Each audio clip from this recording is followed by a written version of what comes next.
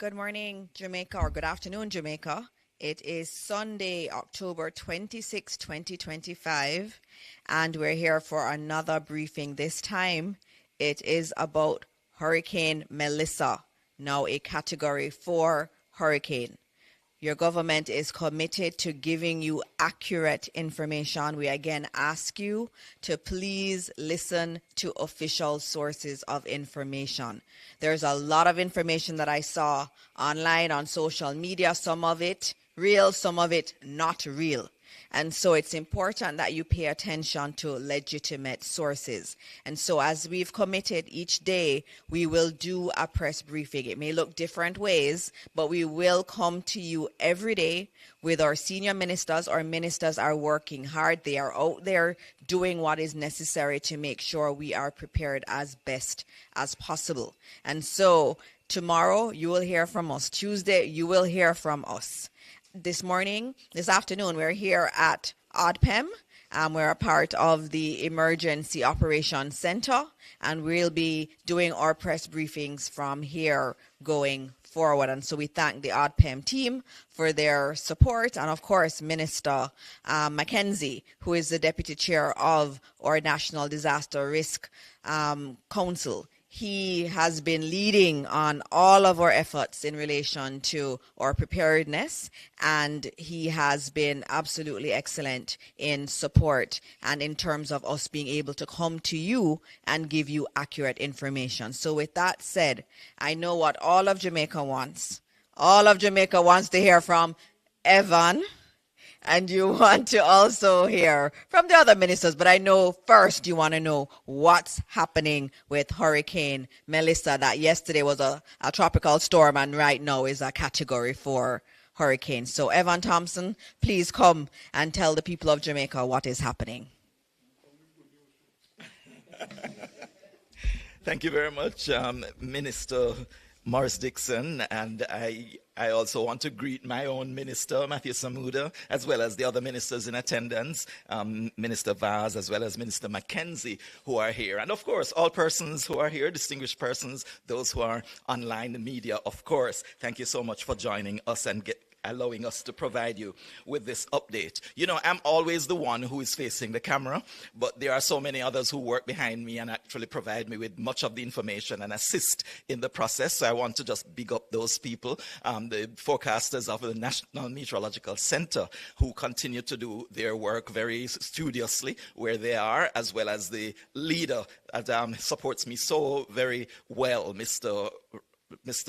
Rohan Brown, who is the head of our weather services. Now we are at bulletin. We have the last bulletin that we issued from the Met Service was bulletin number 37. We only do 7 bulletins per day. So, you know, we've gone over 5 days writing bulletins every 3 hours. So it has really been a tedious task, but we have consistently been doing it. And we recognize that the road ahead is still far. We do have a lot more bulletins to write and a couple of more days that we'll have to be engaging in that activity. But the latest information coming to us and shared with the public is that this system continues to move toward the west. If you take a look at the picture that's on the screen, you'll see where the center of Hurricane Melissa is located. The system is a Category 4 hurricane.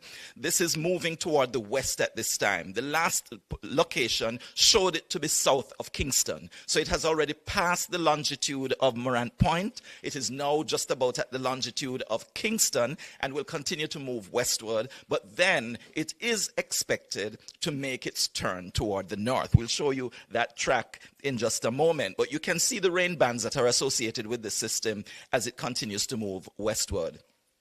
Here is a slight loop just showing the development, but the eastern part of the island, it seemed to have been experiencing some rainfall, but it's not consistent. It's really periods of rainfall and actually just coming from time to time and very short periods.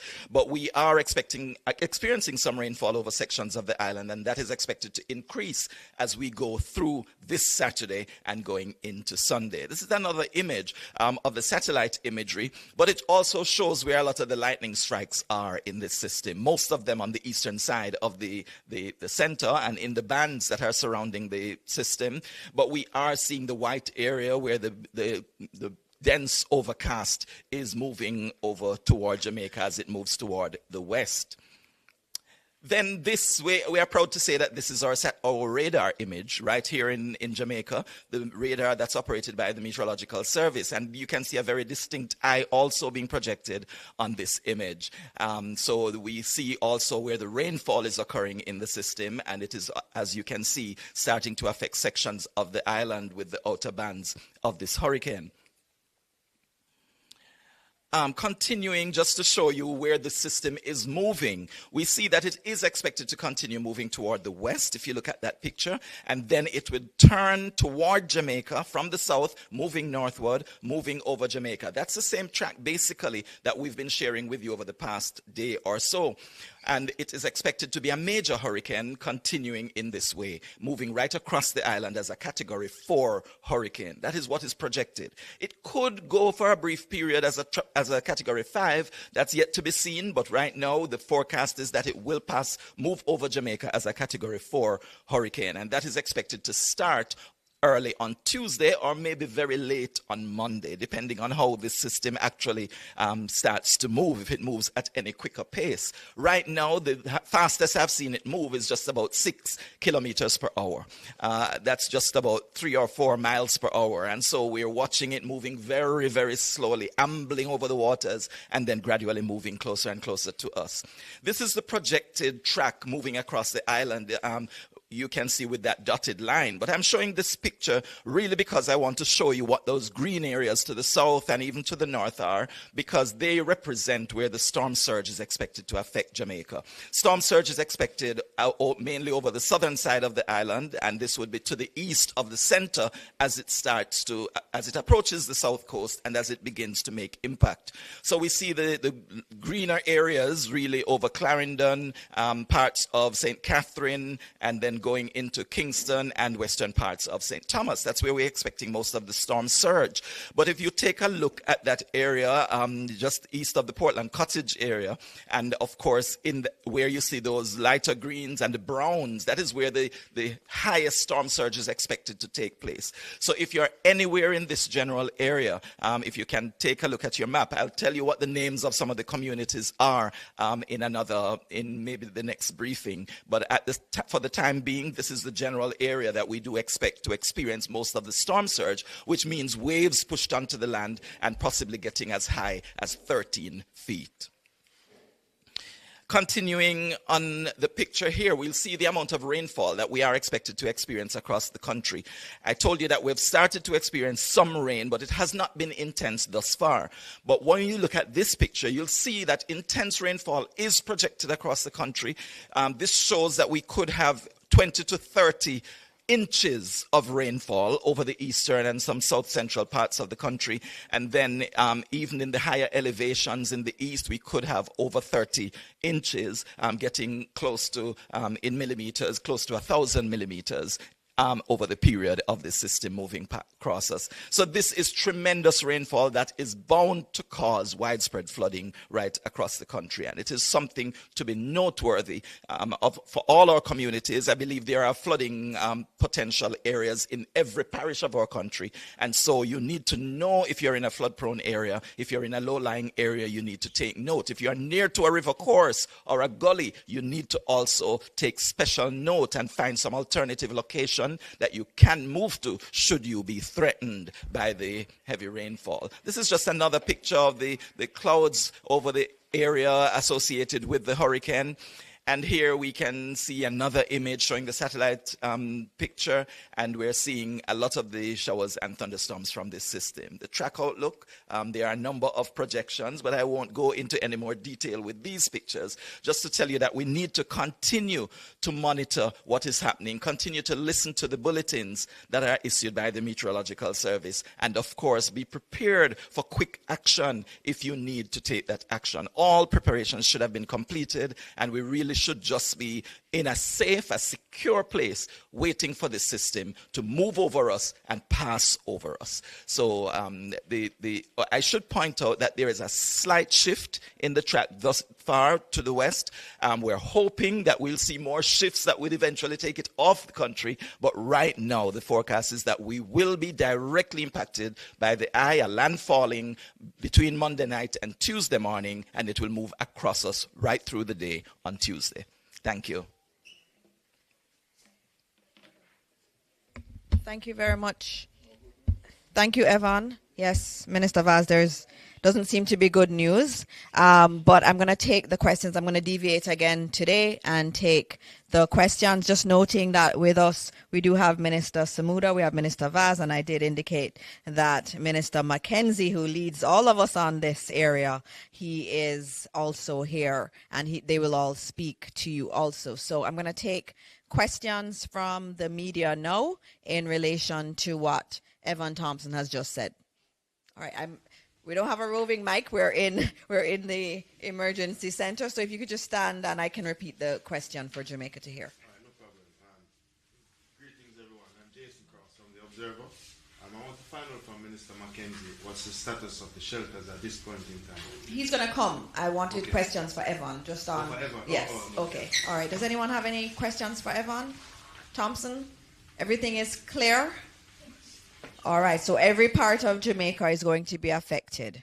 There is a lot of rainfall that is projected.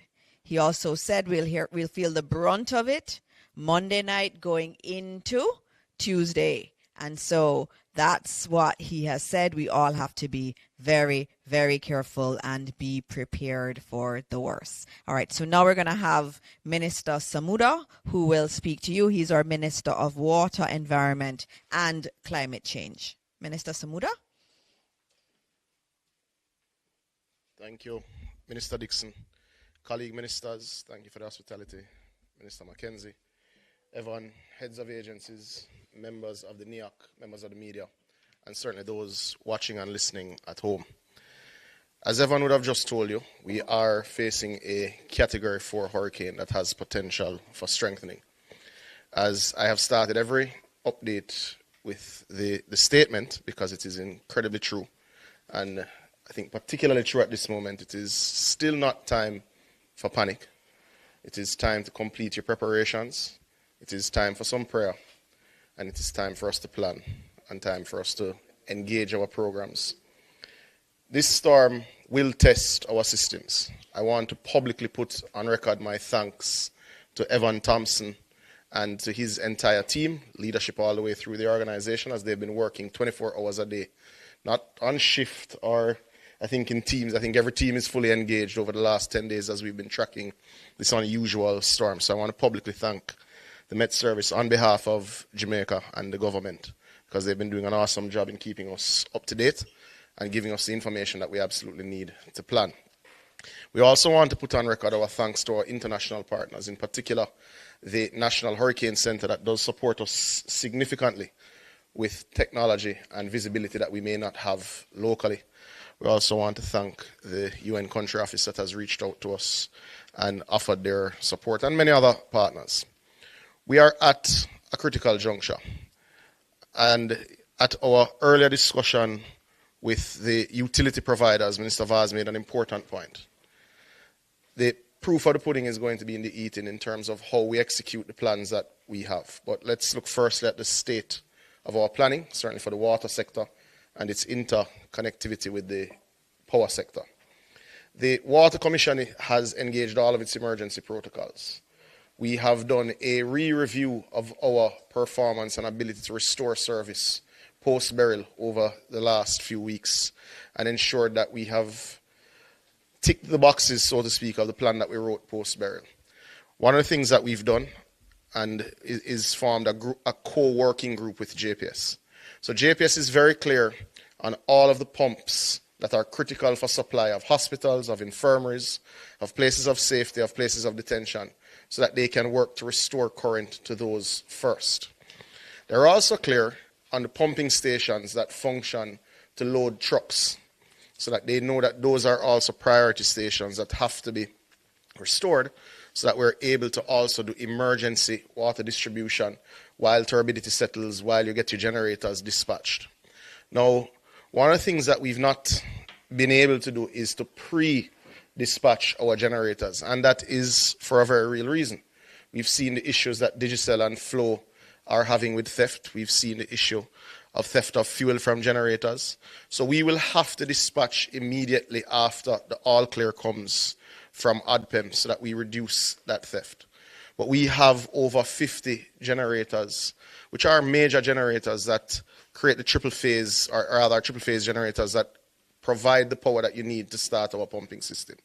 This will restore close to 80% of our customer base within 72 hours of the all clear and turbidity settling. We can't say definitively where turbidity will be a particular challenge and how much of a challenge it will be, but we expect to get to 80% of our customers with sporadic supply after 72 hours, because generators do have to cool, they do have to break, they do have to take their time for service and for refueling, etc. So it won't be 72 hours and everything back up and running, but 72 hours that there will be supply that allow people to catch water, to store, to backfill their storage, and to be able to manage. We've also engaged 4 mobile generators that will move to remote areas that we expect that are hardest hit, so at least they're able to get some water and able to backfill their storage as well. We're also happy to report that 4 of our major pumping stations and treatment plants also now have their own resilience in terms of their energy supply. We installed major generators, including at places like Logwood, which supplies all of Western Hanover and Western Westmoreland. We upgraded the supply at the Mona treatment plant, the Hermitage treatment plant, and indeed at several of our facilities in St. Catherine. So we are in a better place than last year, certainly, to respond to water distribution. We've also ensured that we've engaged our truckers and that they're pre-positioned to go to our loading bays immediately after to start to deal with many of our elderly shut-ins. We've got quite the list from SDC, Minister McKenzie, so we're able to go to several of those persons who we know are shut-ins and will need a lot of help very quickly. As I said, we're more resilient this year than last year, but this is a bigger storm than last year. And this is a potential direct hit. Beryl was not a direct hit. So we're more resilient. Let's hope that additional resilience is sufficient for what is a worse storm than we would have faced last year with Beryl. God bless Jamaica. Stay safe and stay smart and listen to the official sources of information. If I was to take what I just saw, I wouldn't have been able to drive in New Kingston a while ago because of flooding that's being posted as now. So we encourage you to follow JIS, follow OPM, follow the Ministry of Education and Information, follow the relevant ministry sources, and of course, reputable media houses. Thank you. God bless Jamaica. Thank you so much, Minister Samuda. And next up, we have Minister McKenzie. But I think Minister Vaz is asking if he can go first. So we're going to have Minister Vaz, our Minister of Energy, Telecoms and Transport. Thank you very much. Good afternoon, good morning to all of Jamaica, diaspora, and of course, media, colleague ministers. So let me start by saying that we had a press briefing earlier, or should I say the JPS had a press briefing for which I attended. So I'm going to repeat some of what I said of the important points there. First of all, I want to caution Jamaica to realize and understand that we did not get a direct hit from Beryl, and we are due to get a direct hit category 4 and possibly category 5. So the level of damage that you saw in Beryl will likely be severely increased and more widespread than what we had. I can say that the presentations that have been made to me by the telcos and JPS and the other essential services under my ministry, I am satisfied that we have a plan in place. But again, I want to caution that the plan is one thing. The execution of that plan is what is going to make the difference in our recovery. I want to say that you have the commitment of the Prime Minister already, that all his line ministers will be leading from the front, meaning that firstly communicating with you, and secondly doing the work and the coordination and collaboration that is going to be required. We can say that Starlink headquarters has reached out to us through their emergency response, and we have already gotten some equipment that is being used by the Ministry of Labour and Social Security to coordinate, obviously, the preparations and the aftermath. And I can say that ODPEM also has either received or will receive shortly another set of equipment that will allow for us to be able to communicate during and after the storm. So we will intensify that as needed, depending on when the assessment is taking place after and what additional we need. I can also say that both international airports are now closed. We accommodated 11 flights out of Montego Bay this morning, and we closed at midday. JUTC remains operational for evacuation, and they are coordinating as we speak with ODPEM and the police. As the storm draws or the hurricane draws nearer, obviously there will be more requirements for us to be able to respond. I want to say again, at this point, there's always been a hesitancy when evacuation orders are given. Do not take this one lightly. This may be the one. So follow the instructions of ODPEM and Minister McKenzie and the Government of Jamaica, because we have your safety in mind. And top priority, low-lying areas. I'm sure Minister McKenzie will speak on it, so I will leave it for them. The toll, east, west, and north, south, I have already signed the order, and I'm just waiting to effect it. So as soon as everyone tells me that the weather is up on us, we will open the toll booths free of cost, and that will remain in place, including the aftermath, to allow for emergency responses and for persons to be able to access and get to their families, their businesses, and their properties. JPS. I was bombarded on the way here with a WhatsApp that is circulating about when JPS is going to shut down the various parishes. It is fake news. Only listen to JPS directly on their social media or their releases, and Government of Jamaica trusted sites and communication apparatus. I can say that between when I went to JPS earlier this morning and coming here, I have now received the request for force majeure from JPS officially. And for those who may not understand force majeure, let me just say, it is a contract clause that relieves a party from fulfilling their obligations when an extraordinary event beyond their control, such as natural disaster, makes performance impossible. So, in essence, the license has certain conditionalities, and in order for them to be relaxed, in order for them to respond, they require the Government of Jamaica, who gave them the license in the first place, to sign a force majeure. I can state categorically that this will not be held up. I've already referred it to the Attorney General's chambers, and I am prepared to sign as early as possible, even prior to the strike. So you can rest assured that JPS will not be hindered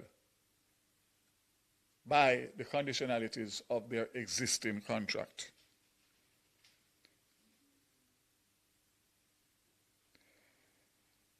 Let me just again caution everybody not to listen to fake news. I know it's very hard because anxiety levels are high on your phone, monitoring every message that is coming around and trying to find as much information. That will just raise your anxiety. Just stick with the government of Jamaica, who has your best interest at heart and will continue to communicate to you as required and as we have been doing. Congratulations to Minister Dixon and the team and Minister McKenzie and ODPEM. I know it's not an easy time. You can be assured that we will lead from the front and we will get through this together. So I would close by saying, this is not a time for politics. This is not a time for rifts and disagreements. Every single Jamaican has a part to play between now, during, and after. And if we do it collectively, in unity, and in harmony, we will recover better and quicker. May God bless Jamaica and every single Jamaican. God bless you. Thank you very much, Minister Vaz. And so we are going to close out this briefing with our last presentation, and then we'll take questions. But it will be from Minister McKenzie, the Deputy Chair of our National Disaster Risk Management Council. And he has been the one that's coordinating everything, and so he'll have some very important updates for the country. Thank you. Thank you, Minister. Thank you, Minister, colleague, Minister Evan, officials from ODPEM and members of appointed minister, officials from ODPEM, members of the media, Jamaica, good afternoon. First of all, I'd like to advise the country that we have activated all shelters across Jamaica. So shelters are fully activated, and persons who wants to go to the shelters, they can do so because the shelters have been activated. There are 2 areas of concern I want to address quickly. One, I spoke yesterday about the number of cranes, construction cranes, that are left hanging across the corporate area and other sections of the island. Not much has been done since I spoke about it, but I want to advise those persons that they will be held responsible for any damage, loss of life, that those cranes and construction material might contribute to. It is not late to take them down. I am asking those who have up those cranes, right around here in New Kingston, you see them up, still up, making one final appeal. The other area of concern involves some of our homeless population. And I noticed that a lot of people is criticizing the government because there is one homeless man in the Harborview area who got personal attention from the Inspector of Poor and the Secretary of the Board of Supervision, who went out and engaged him in lengthy conversation, trying to convince him it is in his best interest to go to the shelters. And he refused. I saw in one of this morning's newspaper that one homeless man said he'd rather die on the street than going into the shelters. I want to make it clear that we have made all the necessary provisions to remove the homeless population.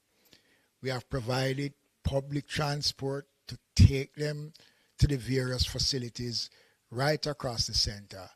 And we will continue to do so as long as conditions allow us to do so. The question of the mandatory movements will be addressed. But let me say to Jamaica that I don't think we need an order to move from the areas that we know are vulnerable communities. Very encouraging, despite there are still persons in Port Royal who don't want to leave. The Member of Parliament, Philip Paul, called me last night to say that a significant number of persons in Port Royal have started to move or have left the community. And we will still be providing transportation in all the communities. And if you listen to what everyone said about the level of rainfall and the possibility of flooding, many of these communities will not survive this flooding. Again, I urge persons living in low-lying areas, areas that are vulnerable to flooding. It is not too late. If you're having problems to move, call the ODPEM. The numbers are available. We will assist you if you are having problems in moving. I said yesterday, and I'm going to repeat it again. When this event comes, it is going to be impossible for us, after all the attempts that we have been making, to advise persons, begging persons to leave.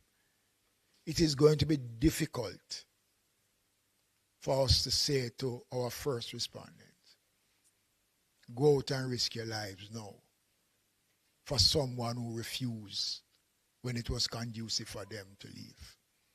It might sound harsh, but it is the reality. And I don't believe many people in this country realize what is it we are facing. And the government continues to play its part, and nobody can deny that the government has not been proactive.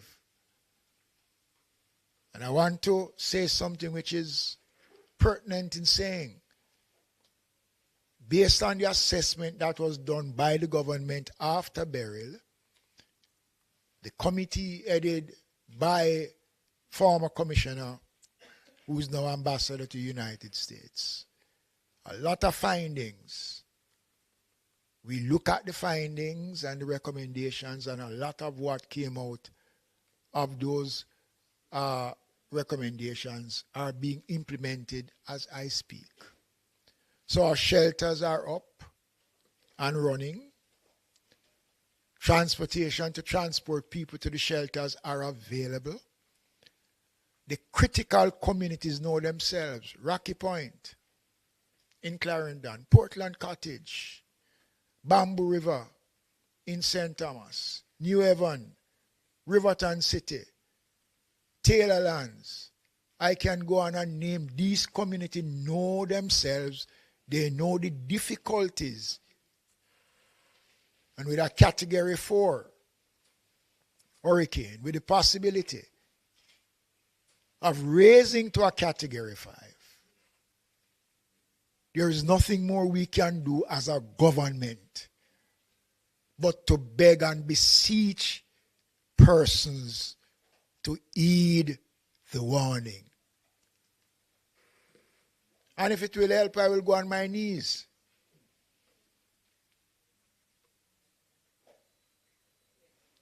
It is a collective response of all of us as Jamaicans that will take us through. This is just the beginning. And if anybody believes that being stubborn helps, well, that is their funeral. This is one bet you cannot win. You cannot bet against Melissa. Don't do it because you can't win. And I'm urging Jamaicans We'll be back later on if needs be to give further updates. Minister Dixon have indicated that we'll be back tomorrow morning. And if possible, we can come back on Tuesday. We will be coming back. We will continue to speak to the country. But we can only speak as loud as you will allow us to speak. So, the shelters are up. The Ministry of Labour and Social Security have started to make arrangements to provide relief supplies for all our shelters. The shelter numbers are up, and I'm going to ask Ms. Edwards to come and to give some numbers that persons can make contact. It is important, ladies and gentlemen, Jamaicans, I beg of you, I urge you. And as a praying country, let us continue to pray for God's guidance and strength as we commence this journey that only God knows where it will end. Thank you.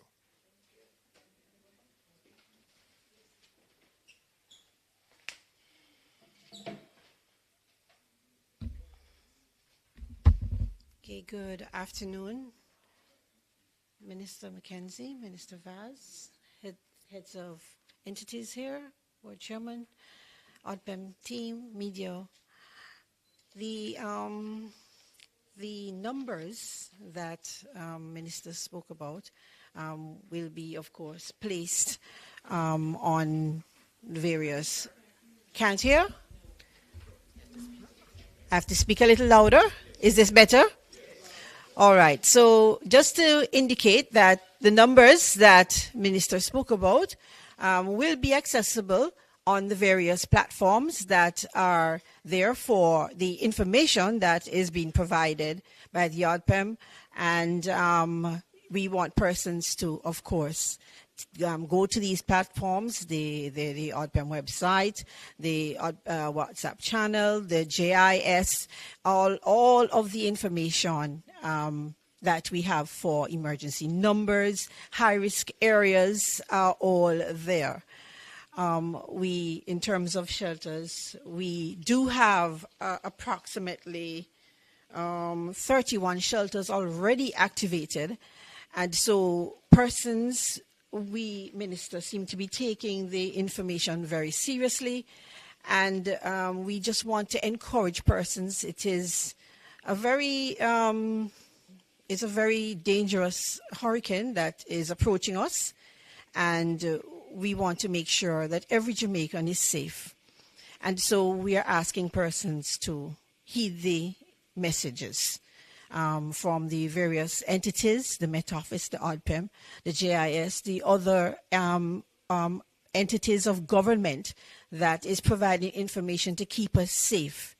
And we can't overemphasize the importance of us being prepared, of us taking the information seriously, because we don't really want to have any sort of catastrophic information or any sort of catastrophic or life loss on this watch.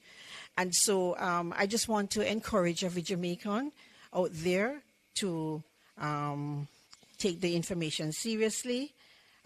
Persons that live in low-lying and flood-prone areas, we ask you to evacuate because the storm is approaching us.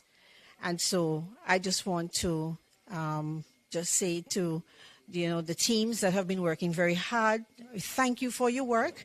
Thank you for all of the efforts that you've put in so far.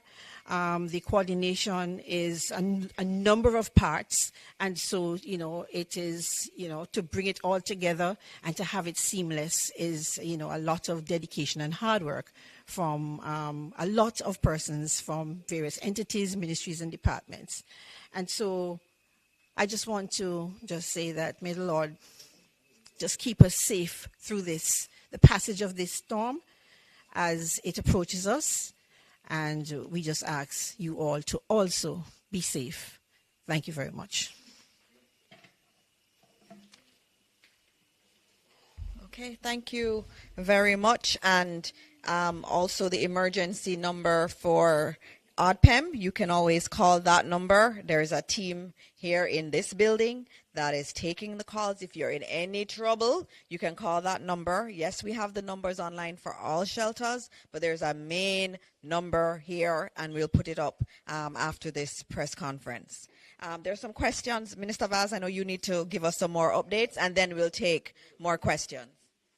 Just to reiterate Minister McKenzie's message a while ago, I just received a WhatsApp update from the JUTC. They have responded to 4 evacuations calls since yesterday, I suspect through ODPEM. As far as Flaggerman in St. Elizabeth, where the residents refused to board the bus. So we sent a bus all the way to Flaggerman in St. Elizabeth. No response. Old Harbour Bay, yesterday, only 10 persons boarded the bus. Port Royal and Raytown today, same response. So we have deployed our resources and are awaiting boarding. So we actually, Desmond, have buses on spot now, parked, waiting to evacuate, and the response is not there. So I want to reiterate based on what Minister McKenzie just said, and also to say that the update from JUTC as of right now is that they are running limited operations and will likely cease operations by mid-afternoon due to rising water levels, low visibility, and of course, the weather coming closer. JUTC is also providing special support in transporting medical staff to the KPH, and we are prepared to respond to similar requests from the public health sector. So again, just indicating that we are doing everything physically possible, and to say, as Desmond rightly said a while ago, you cannot win this bet, so don't gamble. Last but not least, 2 numbers that I would like to share with you to report vandalism of the telcos, which is a major problem, including this morning on Red Hills Road. 876-922-4357. So that would be 876-922-HELP. And also, for Digicel, that would be Flow. For Digicel, we have a number here.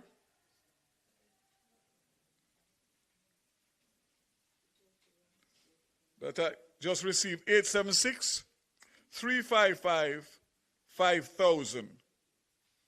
876-355-5000. That's to report vandalism on the both telcos. And as I said before, for every time somebody does anything to harm the property of the telcos, whether it be diesel oil or generators or fiber, cable, it is only going to set us back in our recovery efforts. So I see the officer nodding. Zero tolerance. Zero tolerance. Thank you.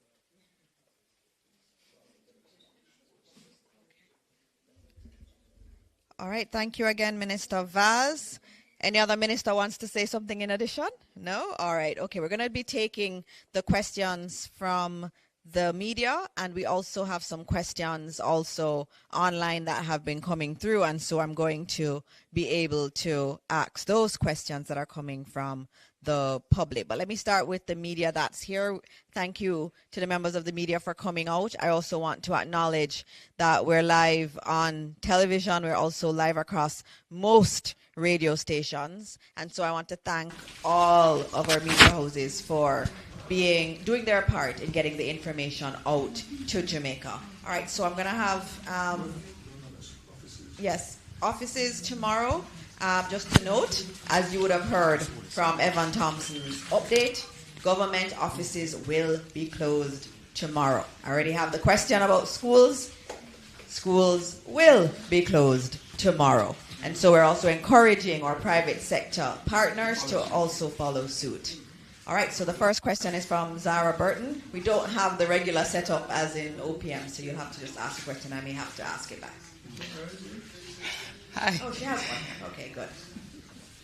Okay, good afternoon, everybody. I am Zara Burton, working today for Reuters. They asked just a while ago why no mandatory evacuation yet. Just wanted to get that clarified. I'm sorry if I missed it. Desmond, McKenzie, I think you had said that there was none yet, Minister. So I just want clarification on that. 2, also, Minister McKenzie, is it 31? I just heard shelters that are activated, or all? Because I thought you said all, but then I heard 31. So is it? So all are activated. Only 31 have individuals having shown up so far. Okay, Yes. Understood. Yes. Okay, but they've all been activated now. That order was what's the made by count Minister of McKenzie. activations, it's 8. It's 881 881. shelters that we have across the island. And remember that we'll have the shelters, but we don't necessarily have anyone wanting to go in the shelters yet. And as you would have seen outside, I know at least in Kingston, you have some showers on and off, no real flooding as yet. And so we expect that as conditions change, more individuals will go to the shelter. 218 persons are in the shelters now. That's the number I'm being provided by ODPEM. Okay. Yes. Also, God, what is this? Minister Vaz, this is for you. Internet for reporters. I just wanted to know if there is a provision possible when you speak to the Starlink people for us to, let us say, patch into something special so that we can get access to internet consistently throughout the storm. The best case scenario for that would be to be in touch with Starlink directly. But Okay. We can discuss it. Okay. We'll do what we can. Okay. Also, set schedule for reporters for the daily conferences. Will there be, any kind of set schedule that you're hoping to at least, or general guidance that you can give us throughout the storm? Okay, I will answer that one. Yeah. So in terms of schedule for briefings, we will be doing this each day. Today we moved into the emergency center, so it took us a little while to set up thanks to the GIS team and the ODPEM team. But tomorrow morning we'll have our usual 10:30 briefing. Now that happens at 10:30 because ODPEM needs time to liaise with the National Hurricane Center in the morning. And so at 10:30 tomorrow, we'll do this again right here in ODPEM. We are also willing to do other briefings as the day goes on. I know some media houses have asked if they can have their reporters ensconced here, and we will allow that. That's usually the way it happens. So if some media houses want to have their people here with us, they are allowed to be here with us. We don't want a information vacuum out there, and so we're being as open as we can. Okay. The questions. All right. Thank you. Evacuation orders. And so that is actually being worked on as we speak. I expect that later today you will hear some more on mandatory evacuation orders. Given what Mr. Thompson has said, it is looking like we do need to do that. And you would have heard from Minister Vaz that buses were sent to particularly vulnerable areas. Individuals at that time yesterday did not want to leave.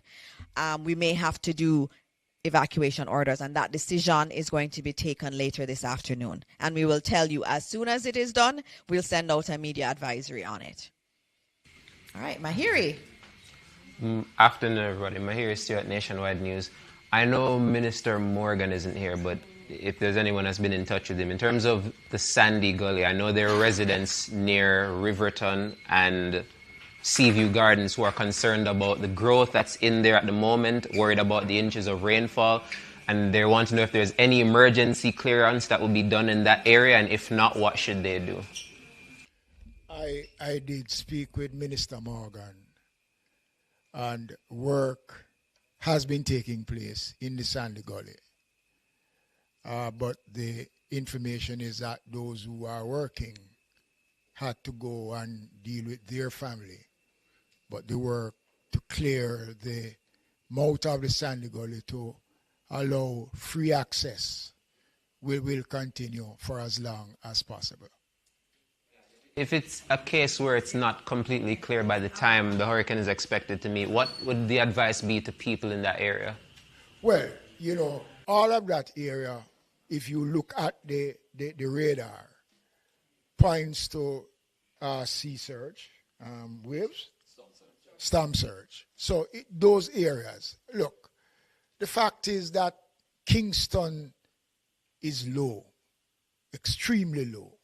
So there's no denying that with excess rainfall and a lot of flooding, there are going to be communities that will be flooded. There's no community in Kingston that is immune from flooding, especially those communities below Spanish Town Road. Below Spanish Town Road. So that is something that everybody needs to bear in mind. Minister, I just wanted to add on the Sandy Gully. Our ministers are always working. So I have online Minister Nesta Morgan, Robert Nesta Morgan, who will give an update. So I'm just gonna put it on speaker. We're gonna be as resilient as we can be. Minister Morgan, you can go ahead. Thank you, Dr. Morris Dixon. I'm actually in the hills of Clarendon preparing for the possible hurricane. I listened to the question from my hearer, and I just wanted to give a quick update as to what we have done at the Sandy Gully. So the initial urgent matter was to protect the bridge that joins Spanish Town Road. That bridge is an important connector between the outside of the city and the city. It connects the ports, it connects the important health facilities such as the KPH, and it's also an important commerce carriageway. The second objective of what we did on Sandy Gully is to ensure that water flows to the sea. So we recognize that it would have been impossible for us to remove all the debris that is beyond the bridge, which is adjacent to Seaview. So we have created a large waterway that carries water to the sea. This does not negate the fact that sections of that area are actually on or below sea level. And as Minister McKenzie said, if there's a storm surge, if there's significant water, persons are being advised to listen to the advisories from the Ministry of Local Government, the Office of Disaster Preparedness, because while we have done a lot of work and we've protected the bridge and have created a channel for the water to move, persons still have to take their safety in mind and watch what is happening and listen to the bulletins and listen to the instructions of the constituted authorities. All right, thank you very much, Minister, and be safe. Thank you very much, Dr. Morris Dixon. Thank you. All right, told you, our ministers are always ready to answer your questions. All right, there are more questions right here. I think Mahiri is going to ask another question. Yes, just an update on the toll for the highways and at what point rather those will be made free. Shortly. Very shortly. As the weather gets closer. So I estimate this afternoon. Okay. And is there any update you can give in terms of the evacuation of students? I know that there's a bus system for tertiary students around the area and UTech. What was the success rate of that? They reached out to us yesterday, so JUTC has been in touch with them. Minister Vaz, Minister Vaz was saying, I don't know if you're hearing in terms of Jamaica or Jamaicans who are listening, but Minister Vaz is saying that a bus was made available for UE and UTech students, and JUTC has been working with them in terms of evacuation from there. Those are your questions? All right. Do we have any other questions from the media? Okay. Zara, we're just getting you mic'd so that we can hear the question appropriately. Burton, Reuters again for today.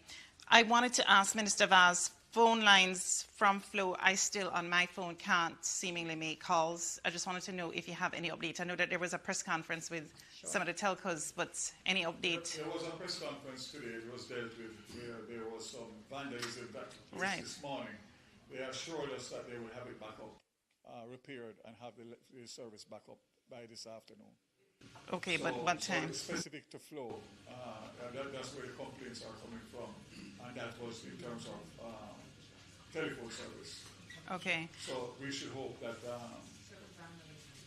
vandalism was the cause of it. So it would have affected especially people using the phones in the corporate area. Okay, and this question is for, I don't know which minister is the right minister for this particular one, but WPIX reporter in New York, she's a meteorologist friend of mine. She was asking about evacuations. What are the preparations being made for, let us say, people get cut off from being able to, get into the regular roads by landslides or whatever? That will be a collaborative effort between ODPEM, Ministry of Local Government, NWA. So the war room will take care of those things as they occur. So this, where we are sitting here now, will be the epicenter of the operations between now through this hurricane and after. So all the collaboration will take place and the information will go out as is required, depending on the information that comes into us. Okay, thank you. Okay? Thank you very much. Are there any questions from the media that's here? No? Okay, I'm going to take some other questions that I had seen in online, and so just let me get to them. There was a question about Portmore and storm surge. I know Minister McKenzie, you had spoken about generally the South Coast, and you had also spoken about Kingston. Portmore, I'm assuming there is an issue there. Evan, would you like to speak on Portmore? Because there are questions on Portmore and along the South, what to expect. So if you can get some more information on that, that would be good. Yes, thanks for the question. The most I can say right now is that there is a model that is indicating the level of storm surge that is expected. Portmore is within that area that storm surge would be expected because it would be east of the center of the system when it makes landfall. So any of those areas along the coast, moving from coastal Clarendon through coastal St. Catherine, including the areas of Helsha, Portmore areas, and coming right through into Kingston and St. Andrew, could experience some amount of storm surge. Of course, differing levels. I know the highest levels were more in areas of Clarendon, parts of like Portland Cottage and some of those other areas that we've heard about having experienced flooding in the past in coastal Clarendon, Mitchelltown, etc. Thank you. Thank you very much. Another question I had to do with the homeless shelters. My GIS team, what do we do? Thank you. I have the best team at GIS. I have to tell all of Jamaica, they're just absolutely excellent and so supportive, and they're all here away from their families, and we do appreciate them so much. I have a question about the homeless shelters, Minister McKenzie. I think they're asking about where these homeless shelters are. I know we've posted them online, but if you could just say a few words on the homeless shelters. The homeless shelters are situated in every parish capital. So we have drop-in centers, we have shelters, and there are also some of the homeless are being housed in certain sections of the shelters that are situated. So a homeless person, they will know where to find it. There are still people on the ground as I speak out there dealing with the homeless population. So every parish have more than one shelter for the homeless. And let me say this, based on the survey that we were doing on the homeless population, we would have identified locations where these homeless people are. And that survey has helped us to go and find those persons. So it is not difficult this time to find them, because when we did the survey, we found them at the location that they would normally hang out. And we have been moving the homeless persons.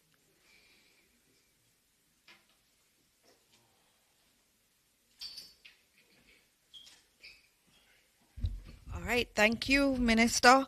I have another question which had to do with emergency assistance and what kind of assistance we're getting from the region and elsewhere. We've already gotten many of our international partners pledging to support, and ODPEM is the lead agency for organizing that. in conjunction with the Ministry of Foreign Affairs and Foreign Trade. And so our missions overseas, they are already in touch with many of our partners. One key partner that we do have is SEDIMA. And here with us, we have Mandela Christian, who is representing SEDIMA, and that is our Caribbean Disaster Emergency Management Agency. And so our colleagues across the region, they have this body that comes together and provides disaster assistance. And they are already here helping with the coordination here in Jamaica, and will be lending support and coordinating that support from across the Caribbean. And so, this isn't just, one country or two countries we are getting support from. We are actually getting regional support, and we have to acknowledge SEDIMA and all the support that we get from them in these very difficult times. Those are all the questions that I have. I'm not seeing any other question. As we said, and as we close out, as we heard earlier from Evan Thompson, we are going to be experiencing this hurricane in terms of the intensity of it tomorrow night into Tuesday morning, but we are going to be feeling tropical storm conditions before then. We have to be very safe. There are many low-lying areas. We've heard the rainfall numbers. They're numbers we've never heard before. And so there is a high likelihood of flooding. We ask all our Jamaicans to please heed this warning. If you're asked to evacuate, your life is so important, and we want you to remain safe. So please listen to the authorities. On another note, it was just so devastating this morning to think that we are out of communication because of vandalism. Vandalism as we are about to face a hurricane, a very strong hurricane. This is not how we treat each other, and this is not the Jamaica that we all know. And so many people can't communicate right now because someone stole copper. That cannot be the way we prepare for a hurricane. I know we are better than that, and we need to do what we can to demonstrate that we are better than that. And so as you hear the warnings, please listen to them, and also remember that we're all in this together.